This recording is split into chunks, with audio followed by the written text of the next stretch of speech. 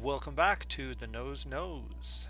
Today we're going to be doing a detailed video on the boarding party mechanic for Endless Space 2.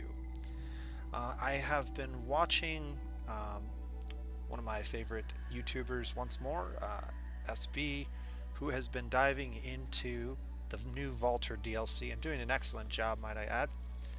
And in one of his recent videos, he decided that he was going to try to use some of the new military mechanics. I made some recommendations based on my understanding of those mechanics, and while I have yet to completely verify my suspicions, in his latest video, he actually utilized many of those mechanics that I had mentioned, and they worked exactly as I predicted they would, at least from what I could tell of the battles and the way that it went. So I wanted to do a formal video outlining essentially what it was that I saw in reading the tooltips and how it affected his gameplay. I'll also leave a link to his video with a timestamp, particularly for the moment where he actually utilizes it, so you can see it for yourself, and that way I don't have to create my own battle. So boarding pods are a new mechanic that were added to the game. All factions are capable of researching boarding pods and adding it to their repertoire. Boarding pods are located in Tier 3 of the military tech, right here. And if you read it carefully, manpower damage 5, duration of boarding engagement 5. So essentially what these boarding pods do, they act somewhat like missiles. They fire from all ranges, they have 100% accuracy.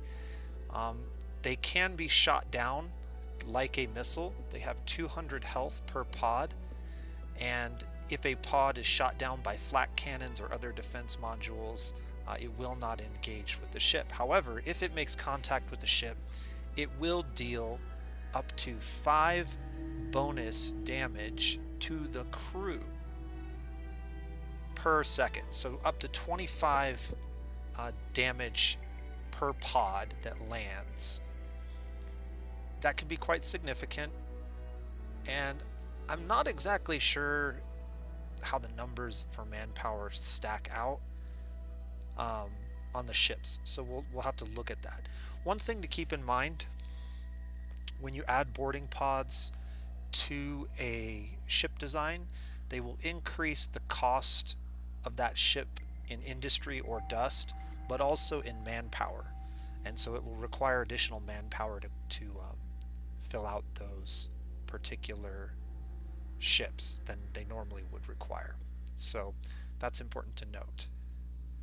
So what's so cool about boarding pods? Well, if we read the details under special, boarding pods reduce the manpower of enemy ships every second. The enemy ship is captured if a boarding pod is active and the ship reaches 0 manpower. Manpower damage is impacted by relative infantry strength. Boarding pods will not target hero ships or arcs. Okay, so let's talk about the last part of this. First of all, keep in mind boarding pods do 0 damage to the actual ship hull. They will not help you destroy ships whatsoever. They will, however, reduce the manpower of ships upon boarding. And as soon as a ship is reduced in manpower, they have a penalty, similar to like a morale penalty. I'm not exactly sure what the details of that penalty are, but they're less combat effective when they're not at full strength for manpower. This is also a concern when you're dropping off invasions, because you voluntarily reduce your manpower. But anytime your manpower is below full strength or full capacity, you have a penalty. So keep that in mind. Okay, so boarding pods. ships with lots and lots of manpower, even with the most ridiculous number of boarding pods, are going to be hard to bring down. So there are a couple of ways that we can help increase the damage to crews. As far as I can tell, none of the basic weapons do any damage to the manpower on a ship. They only damage the hull. I've watched numerous battles over the last couple of days on various YouTube channels, just specifically paying attention to this particular thing. I have not noticed any damage to the manpower in situations where standard weapons are being used. However, if you move further up the tree, there are a number of weapons that specifically mention that they kill crew per hit. So every attack that these weapons deal will also remove a certain number of crew members.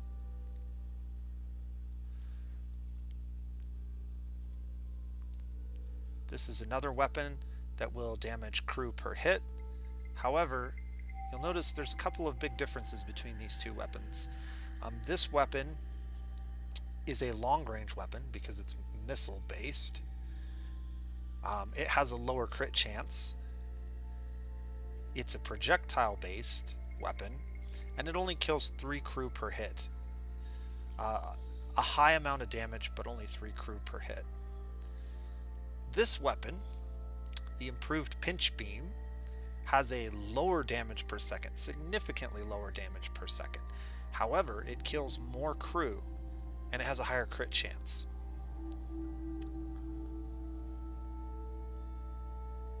It is also optimal at all ranges, and that's important. So when thinking about what is the best way to deal with removing crew members from a ship without destroying it, what I've discovered is that these improved pinch beams are probably one of the best weapons in the game. Enhancing a ship with many improved pinch beams will greatly reduce the crew while minimizing the amount of damage that you deal to the ship. This will allow your boarding parties and pods to effectively take over the ship before it's destroyed. So I believe that these are the best weapons in the game for that effect. Now, there's one other thing to keep in mind. The tech just below that one, there is a support module called Titanium Shrapnel. This increases flotilla crew destruction by up to 25%. And from what I can tell, this may stack,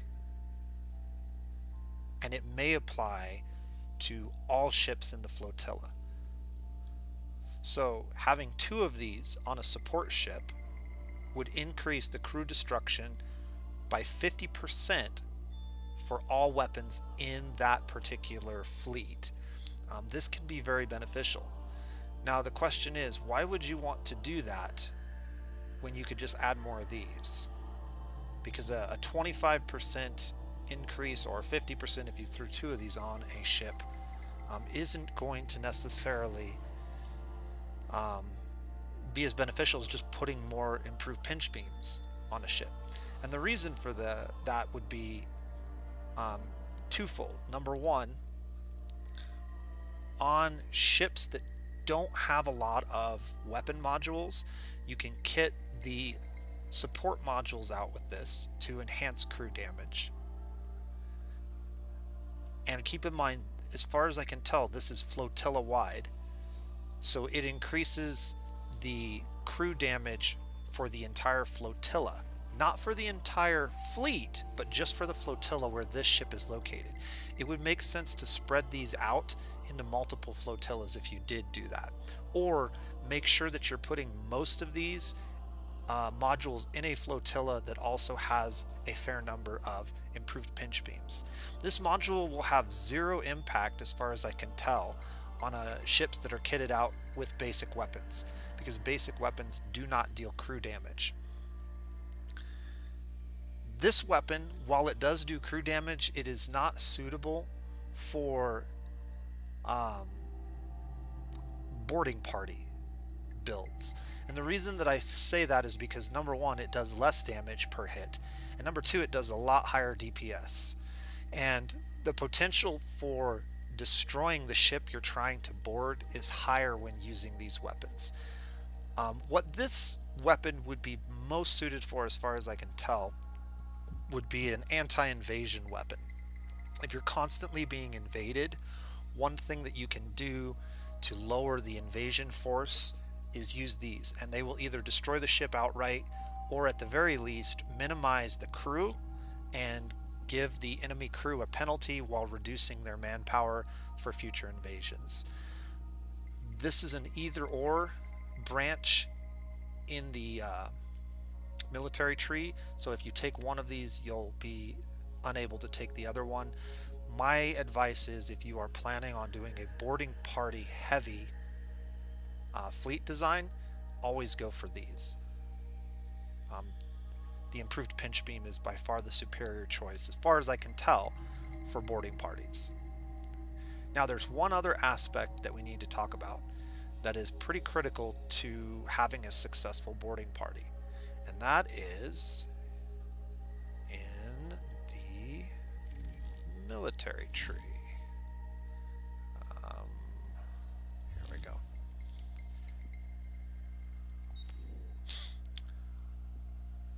The boarding pods mentioned that the relative strength of your infantry is a factor. So if you increase the strength of your infantry, they will actually be more effective in boarding pods and on ground battles.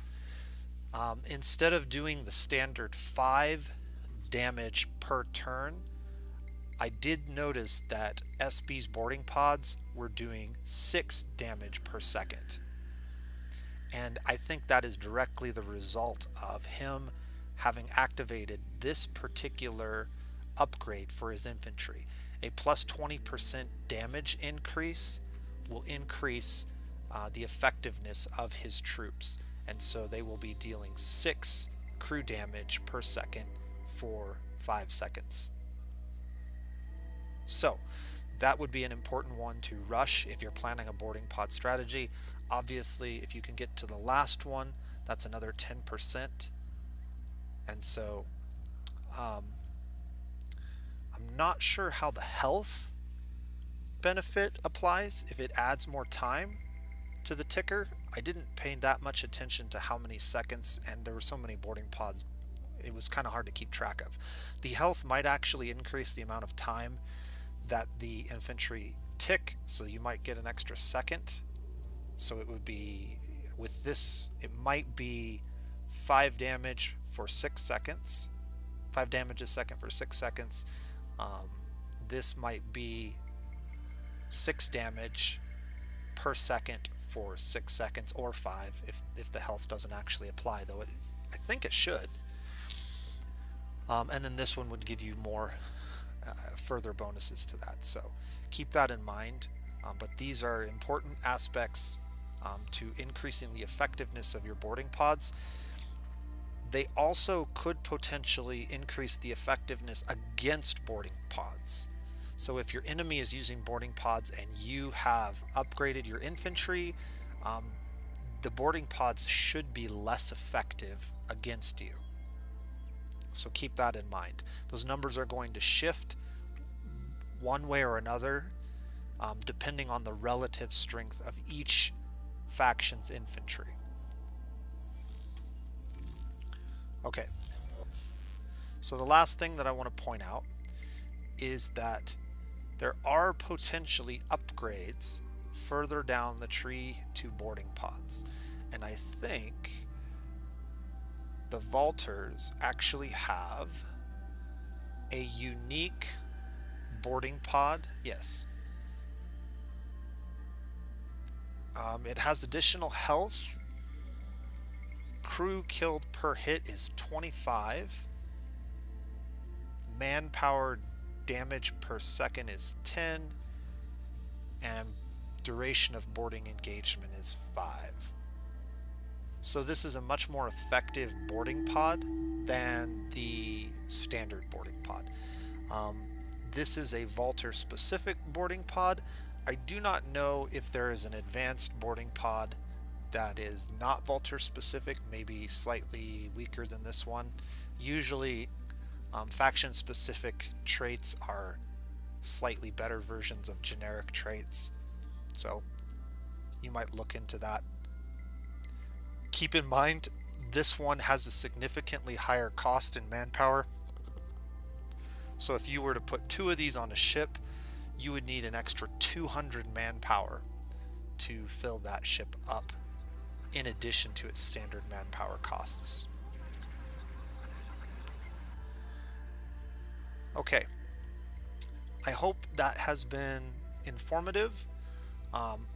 Keep in mind, there are other weapons further up the tree that also inflict crew damage, so you can enhance crew damage further, but at the same time you have to be careful because you don't want to be destroying ships that you're trying to take over via boarding pods.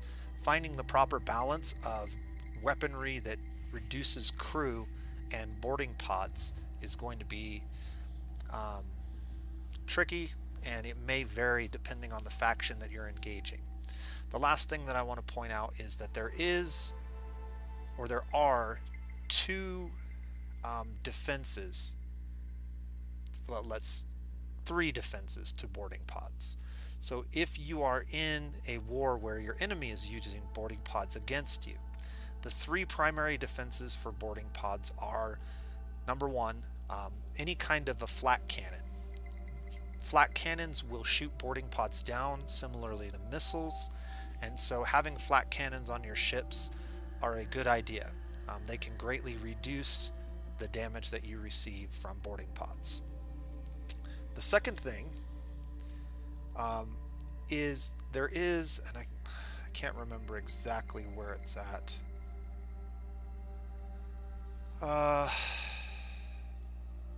There is a manpower support module.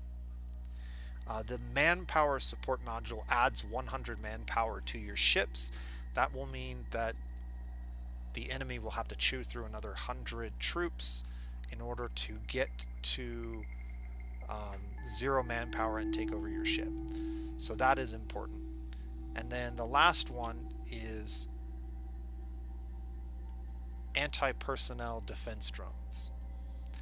These reduce boarding pod damage by 1%, and while 10% reduction against standard boarding pods may not feel like a lot, it may be the case that against the higher tier boarding pods it is a more effective choice.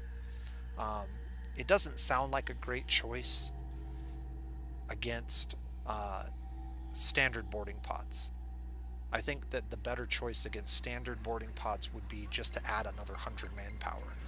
But when you're talking about these ones, which can do significantly more manpower damage per second and have a crew killed on impact effect, I think that defensive module may be beneficial at that point. So keep that in mind. I hope that this has been beneficial and informative, and I will be again linking you to the specific video in question of SB demonstrating some of these tactics in one of his latest playthroughs. Again, this has been the Nose Knows. Have a great day.